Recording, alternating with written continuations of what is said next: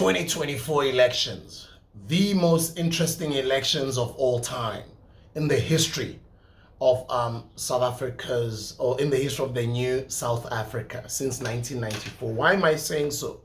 I did a video a couple of days ago and I said the entrance of the MK into the political arena in South Africa brings an interesting dynamic due to the fact that it's campaigned for by a very familiar and popular face in South Africa who's a former president, who's very, very loved by a lot of people, although he's got a lot of critics at the same time, going up against the ruling party. But the ruling party is not only going up against the MK, but the ruling party has got a youth constituency of it that was lost to the EFF about a decade ago for the past 10 years. The ANC has been tested. It's been through the test of time for the past 100 years. It's gone through a lot of parties that break away from it. Some succeed. Some succeed in the beginning. Maybe there's hype, but over a long period of time, ANC sort of emerges victorious. But will it emerge victorious at this time?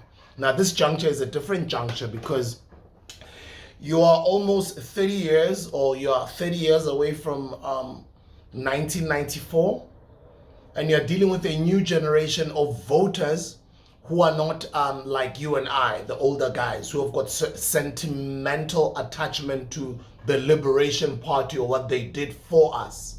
Because even leaders of those political parties as well, those leaders, pretty much almost all of them, most of them come from the ANC, the Liberation Party. So the new generation doesn't have any of that sentimental value. They'll vote for whoever. And you are in a world where liberation parties go a certain direction when you look at historical data, all of them, all over the continent. And that is just a downward slope and a decline when you compare it to others. Why? Obviously because generations evolve, and over a long period of time when people don't see change, and as I was saying on that other video, that politics is a game of tomorrow. Decisions that are made today are not for us or for our kids and our kids' kids. And whatever we are going through right now, it's those decisions that were taken during the Mandela presidency, the Bab Thabo Mbeki presidency, the Bab Jacob Zuma presidency. Only now that we are feeling those decisions that were taken then, it's only now that we are seeing what they yield to. As much as us now, even those X's that we're going to cast on those ballots, and all these policies that these political parties keep promising, all of those things that are happening now, it's decisions that are going to impact the country in the future. Why did I do this video? I did this video so as to say, what do you think, or how do you think the outcome of these elections is going to look like? What do you think? I'll tell you what I think. I'm seeing a coalition government in Gauteng. I'm seeing IFP take and this is based on the latest polls and the latest by-elections. IFP took a lot of votes from the EFF in the KZN. And then the MK party gets announced early, late last year. And then the former president announces on the 16th of December that is campaigning for it. And then it gets all sorts of different support, millions of people supporting it.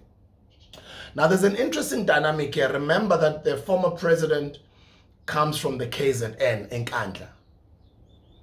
And remember the dynamic of the IFP and the ANC 30 years ago, 20 years ago, 15 years ago, IFP, ANC. And then EFF joined the chat a decade ago. And then now, 3-4 months ago, MK just joined the chat. So now you've got a very interesting dynamic because nobody likes tribal politics. But when it comes to anything that is to do with anything, one thing you have to know, you and I both have to know, especially as South Africans, is that if there is a patriotic bunch, if there is a patriotic tribe in South Africa, it's the Zulu nation.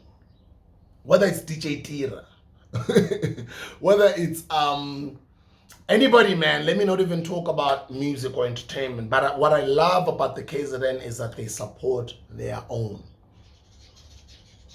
They're very patriotic about their own. And they're in numbers. And they are the biggest tribe in the country.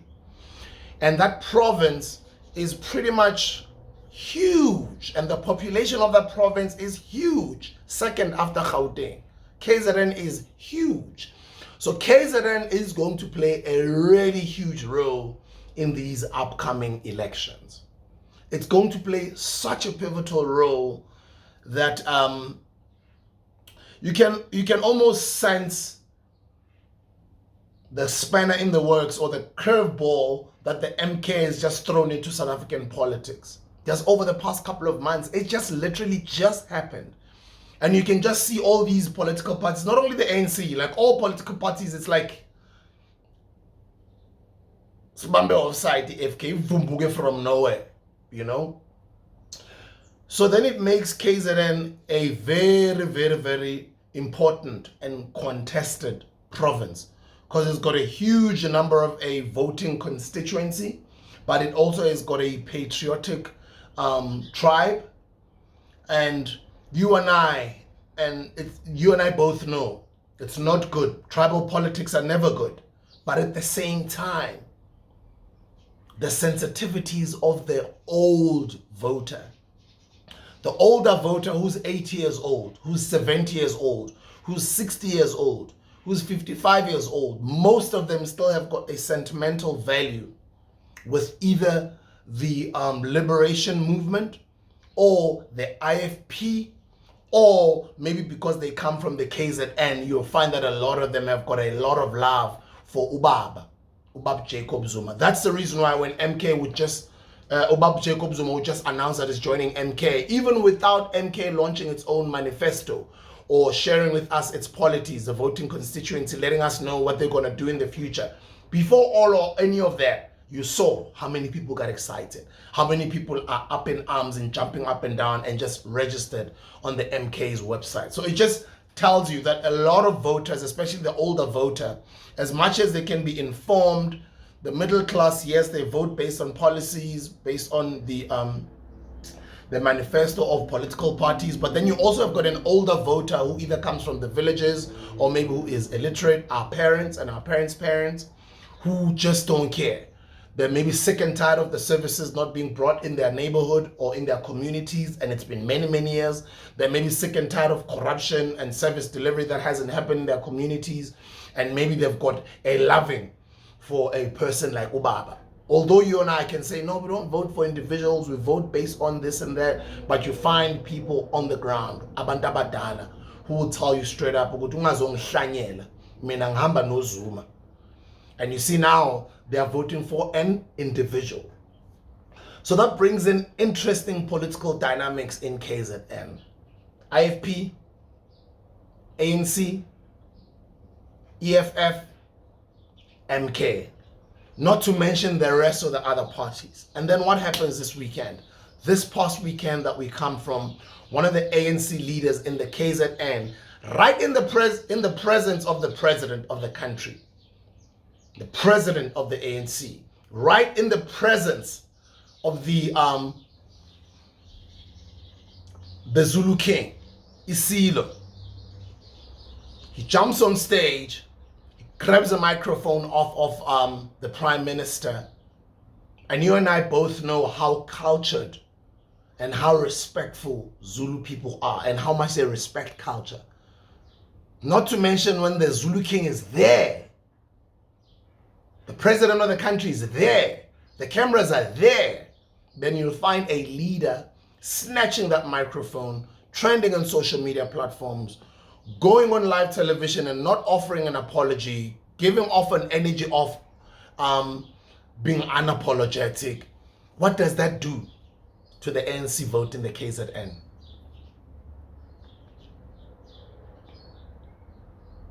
Could the situation have been handled better? Does that situation harm the vote of the ANC in the KZN? Did you also listen to Isilo, what he said, the king? Now, before the king could say his speech, you saw a huge constituency of the Zulu warriors there in their traditional regalia.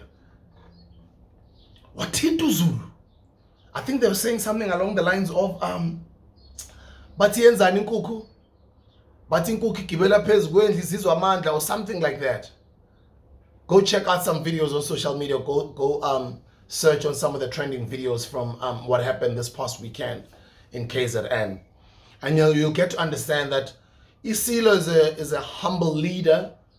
He did not express himself as to how he felt, but you could hear on some of the things that Isilo said about politicians wanting to try and take advantage of them, and about them not being affiliated with politics, and about him, his first priority being the Zulu nation, the Zulu kingdom, the Zulu people. And he did say something along the lines of politicians, our Zulu people must not be so naive to just always listen to what politicians have to say. We are Zulu people, and my responsibility is for Zulu people. My Zulu people come first. Something along those lines. Please don't paraphrase, don't quote me on that one. I might be not 100% paraphrasing him correctly. But what I want to say is, this past weekend situation didn't help much. The political dynamic is interesting since MK has entered the chat. It'll be interesting to see what happens in the Eastern Cape, what happens in the Northern Cape, what happens in Limpopo, what happens in Mpumalanga. Definitely Gauteng, I don't have any doubt that we are facing a coalition government. But then again, never take the ANC for granted because of its structures, because of its history, because of its experience, because of its money that they have. I don't think they've spent all of their budgets and their monies to go full force on the campaign for these elections. I think still expect a lot of noise from them, billboards, adverts, on the ground, door-to-door activations and all of that stuff. But the party to be looked out for and watched out for, that you must never take for granted, no matter how much noise is around MK right now. Don't take the EFF for granted. Because if there is one political party that has come into the political arena and showed all of us that you can still break off from the ANC and have a consistent, continuous growth from election to election, it is the EFF, and they're the first people to do that as a political party in this country. Why? Because the leaders of that party broke away from the youth league of the ANC and they left with a lot of people, but at the same time they focused on the younger voter who does not have any sentimental connection to the ANC, although they can know the history, but all they know is what they know now. And if you look at the EFF leaders, they speak the youth language. They are where young people are. They are where our poor people are. They speak the black consciousness of the Pan-Africanist language. They know how to speak to people. They know how to get people excited. They know how to mobilize. They know how to get people scared.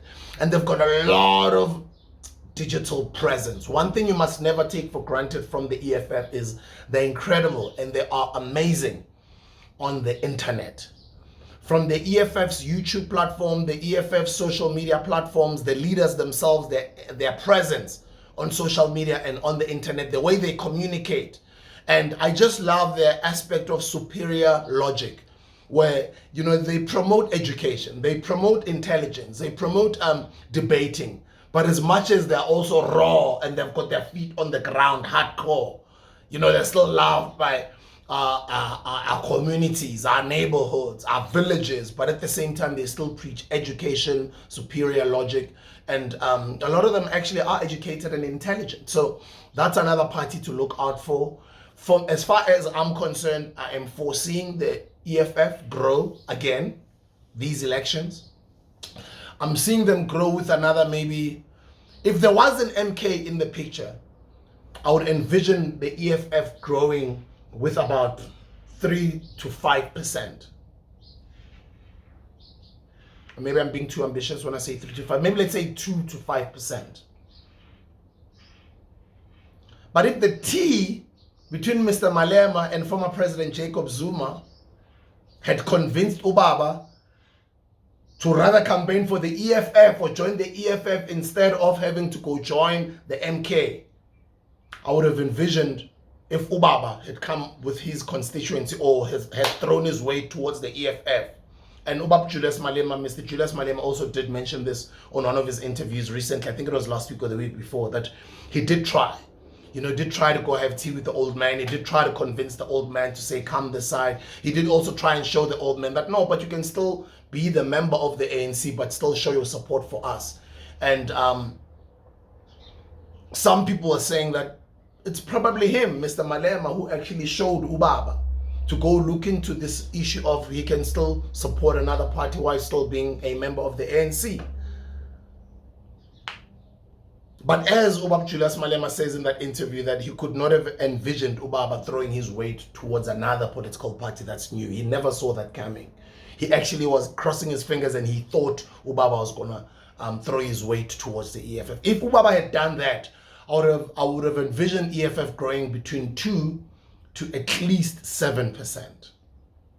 But right now, with the presence of MK in the picture, I would put them to maybe 5%. I'm also being too ambitious. Let's say 1 to 3%. EFF will grow.